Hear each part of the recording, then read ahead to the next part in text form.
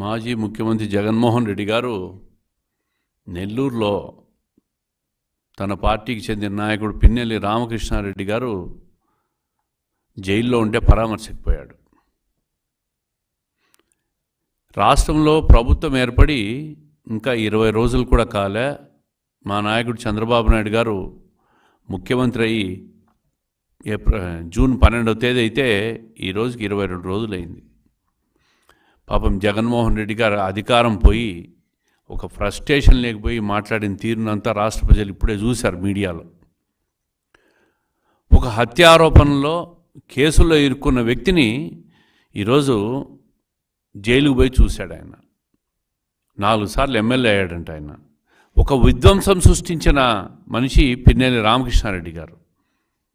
నేను ఒకటే అడుగుతున్నా జగన్మోహన్ రెడ్డి గారిని, అయ్యా ఈ రామకృష్ణారెడ్డి గారి మీద 307 కేసులు కావచ్చు, ఇతరత్ర కేసుల్లో జైల్లో పోయాడు కదా, ఏ ప్రభుత్వం అధికారంలో ఉన్నప్పుడు ఈయన మీద కేసులు వేశాయని చెప్పి నేను అడుగుతూ ఉంటా.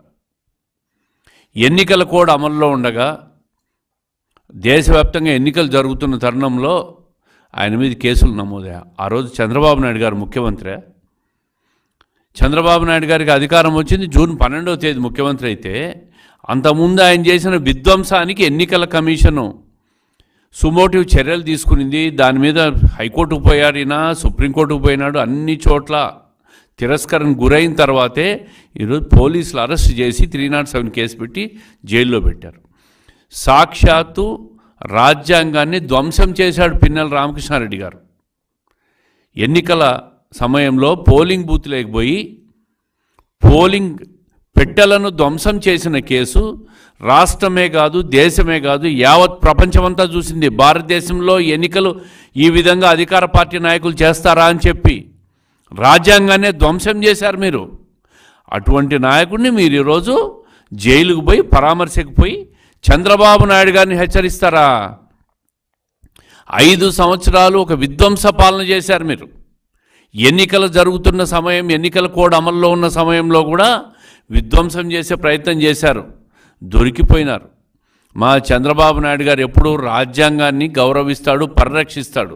42 సంవత్సరాలు 43 సంవత్సరాల రాజకీయ జీవితంలో ఏ రోజు అరాచకాన్ని కానీ, అన్యాయాన్ని కానీ, అవినీతి కానీ ఎంకరేజ్ చేసిన మనిషి కాదు ఆయన.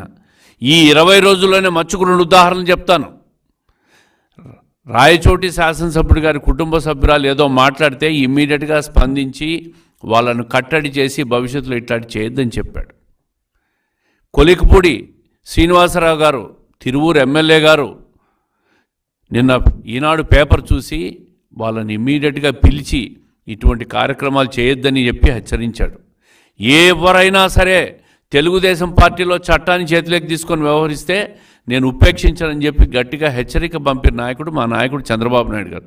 నీలాగా ప్రతి కార్యకర్తను విధ్వంసం పేరుతో నీ ఇష్టం, రాష్ట్రం మనదే ఇప్పుడు ఈ 5 సంవత్సరాలు, ఏది కావాలంటే దోచుకోండి, ఇసుక దోచుకోండి, మట్టి దోచుకోండి, లిక్కర్ దోచుకోండి, భూములు ఆకుపై చేసుకోండి, అరాచకం సృష్టించండి, ప్రశ్నించే వారి మీద హత్యలు చేయండి, కేసులు పెట్టే పోలీసులను కూడా మనం ఆధీనంలోకి తీసుకున్నామని చెప్పి సొంత రాజ్యాంగాన్ని నడిపి 5 సంవత్సరాలు ఈరోజు మళ్ళీ అంబేద్కర్ రాజ్యాంగం అమల్లోకి వచ్చిందని చెప్పి బాధలో, ఫ్రస్ట్రేషన్లో 307 కేసు పెట్టారని చెప్పి పిన్నెల్లి రామకృష్ణారెడ్డి గారిని సమర్థించే ప్రయత్నం చేశావంటే నీ మనస్తత్వం ఏంటో, ఎందుకు నిన్ను 5 సంవత్సరాలు ప్రజలు నిన్ను చూసి విసిగి వేసారిపోయి ఆంధ్రప్రదేశ్ రాష్ట్ర చరిత్రలో ఎప్పుడూ ఇవ్వనటువంటి 164 సీట్ల తీర్పునిచ్చారో ఒక్కసారి అర్థం చేసుకో. 1 రోజులు కూడా కాలేదు మీరు ముఖ్యమంత్రి అయ్యి.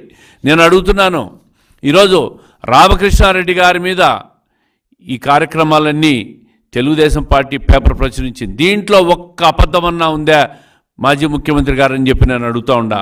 ఎస్సీల మీద దాడులు, ఎస్టీల మీద దాడులు, ఇదే రామకృష్ణారెడ్డి గారి నియోజకవర్గంలో 5 సంవత్సరాల్లో 8 హత్యలు జరిగినాయి. అన్ని వర్గాల మీద 79 హత్యలు, దాడులు చేశారు.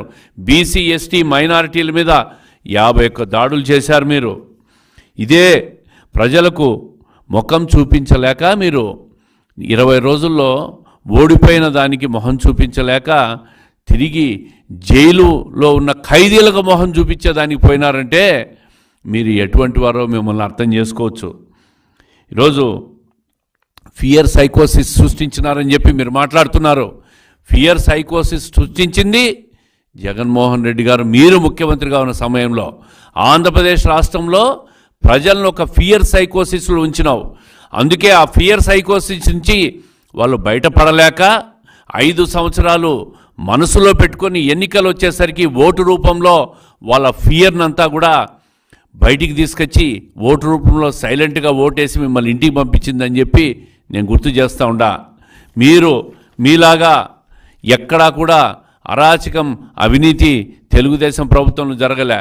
20 రోజులు కాకముందే హామీలన్నీ అమలు చేయమని అడుగుతున్నారు మీరు. ఏమయ్యా, సూపర్ 6 పథకాలు ప్రకటించింది తెలుగుదేశం పార్టీ. మీలాగా హామీలు ఇచ్చామని చెప్పి 99% అమలు చేశామని చెప్పి ఊరూరా మీరు, మీ మంత్రులు, మీ ఎమ్మెల్యేలు డంకా బైదాయించారే. ప్రజలు నమ్మింటే మీకు మళ్ళీ ఓట్లేసే వాళ్ళే కదా. మీరు ప్రజలకు మంచి చేసింటే, న్యాయం చేసింటే, ప్రజలకు సంక్షేమం అందించింటే, రాష్ట్రానికి అభివృద్ధి చేసింటే మీకు కూడా ఓట్లేసేవాళ్ళు. అవన్నీ చేయలేదనే కదా మిమ్మల్ని ఇంటికి పంపించారు. రాష్ట్రాన్ని ఆర్థికంగా ధ్వంసం చేశారు, అరాచకం సృష్టించారు, ప్రజలను భయభ్రాంతులు గురి చేశారు మీరు.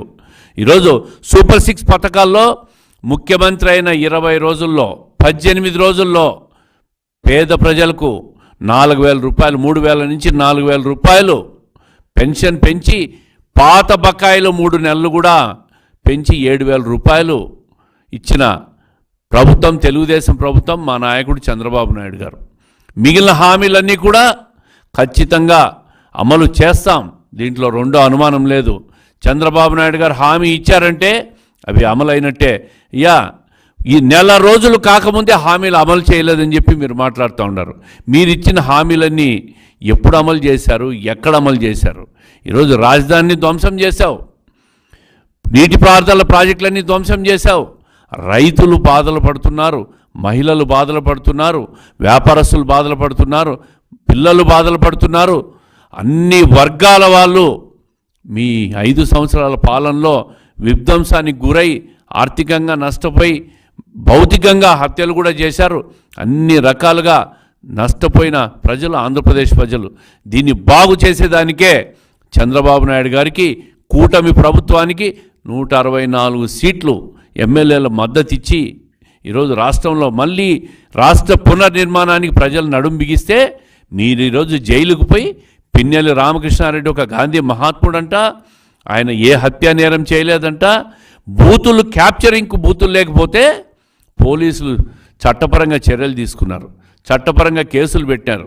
ఎన్నికల కోడ్ అమల్లో ఉండగా కేసులు పెట్టారు. గుర్తుపెట్టుకోవాలి మీరు, చంద్రబాబు నాయుడు గారికి సంబంధం లేదది. ఎన్నికల కోడ్ ఉండగా కేసులు పెడితే అవన్నీ కూడా మా పైన వేసే నెపం వేసి ప్రజలను తప్పుదారి పట్టించే ప్రయత్నం చేశారు. 5 సంవత్సరాలు ప్రజలను తప్పుదారి పట్టించారు. ఇంకెవరు మిమ్మల్ని నమ్మరు, మీ పార్టీ నిలబడదు, బంగాళాఖాతంలో కలిసిపోవాల్సిందే. మీరు కూడా ఇప్పటికే తెలంగాణ హైకోర్టు కూడా మీ మీద ఉన్న అవినీతి ఆరోపణలో రోజువారీ కేసులు విచారణ చేయాలని చెప్పి సిబిఐ కోర్టుకు ఆదేశాలు కూడా ఇచ్చింది. ఇది కూడా మర్చిపోయి మీరు ఈరోజు దాన్ని కేసుల నుంచి ప్రజలను దృష్టి మళ్లించేదానికి మీ మీద జరుగుతున్న లీగల్ కాన్సిక్వెన్సెస్ అన్నీ కూడా ప్రజలు మర్చిపోయే విధంగా ఏదో జైలుకు పోయి ఒక హత్యా నేరం చేసిన వ్యక్తిని, ఒక ఈవీఎంలు పగలగొట్టిన వ్యక్తిని, ఈవీఎంలు పగలగొట్టడం అంటే రాజ్యాంగాన్ని ధ్వంసం చేసినట్టే. అటువంటి వ్యక్తిని పరామర్శకు పోయి చంద్రబాబు నాయుడు గారిని హెచ్చరించే మాటలు మాట్లాడతారా? 5 సంవత్సరాలు ముఖ్యమంత్రిగా ఉన్నవి నువ్వు ఇటువంటి మాటలు మాట్లాడచ్చా? నీకు ఇంకెప్పటికీ అనుభవం రాదు, పరిపక్వత రాదు, నీ నైజం ఇంతే. రాష్ట్ర ప్రజలు నిన్ను ఇంకా నమ్మరు, నీ పార్టీ కూడా బంగాళాఖాతంలో కలిసిపోవడం ఖాయం.